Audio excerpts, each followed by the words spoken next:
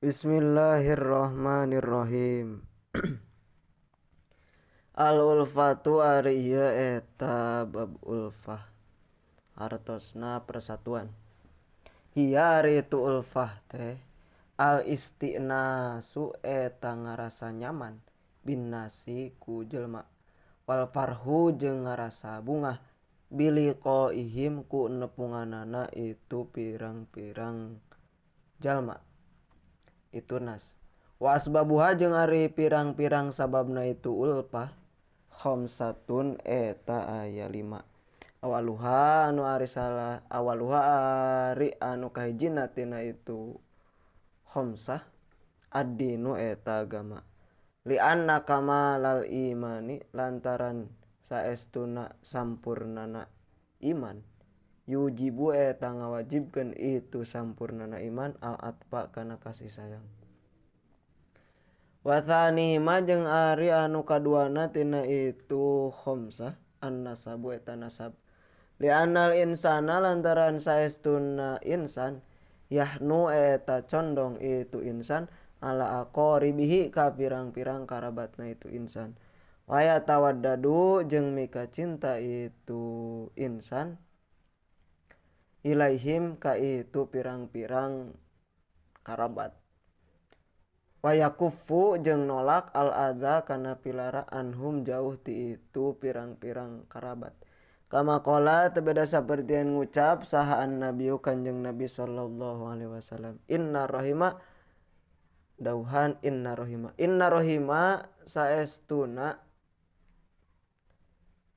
duduluran idza tamasat di mana-mana silih tepungan itu rahim ta'atofat tah silih mika cinta itu duduluran. Wa tsalitsuha jeung ari anu katiluna tina itu khamsah al-musakharatu eta kaminantuan atawa kamitohaan. Li annal insana lantaran saestuna insan idza ahabba di mana-mana mika cinta itu insan arsahu ka pamajikanana itu insan ahabba tah mika cinta oge itu insan kullaman ka tiap-tiap jelma yantami anu narima cumantel itu man ilaiha ka itu pamajikan.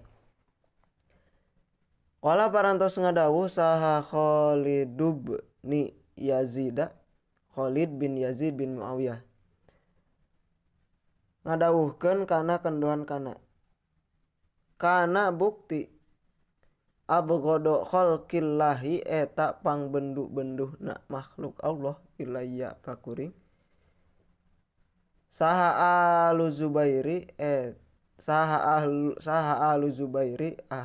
ahli Zubair keluarga Zubair hatta tajawaztu sehingga yen ngawin kuring minhum ti salah saurang ti itu ahli Zubair fasoru tuluy jadi itu ahli Zubair ahabba khalqillahi eta pang cinta-cintana makhluk Allah ilayya ka kuring. Warabiuha jeung ari anu kaopatna tina itu khamsah albirru eta gawe hade. Wa huwa jeung ari itu albirru al ihsanu eta gawe alus ilan nasi ka jalma. Wala parantos ngadawuh sa syairu ki syair. Ahsin ilan nasi nyaeta dauhan ahsin ilan nasi. Ahsin kudu gawe alus anjeun ilan nasi ka jalma.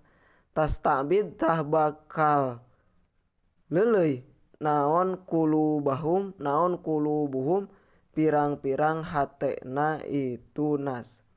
Patola mastabada atuh dina samang-samang leuleuy ngaleuleuikeun al insana ka jalma naon ihsanun gawe hade.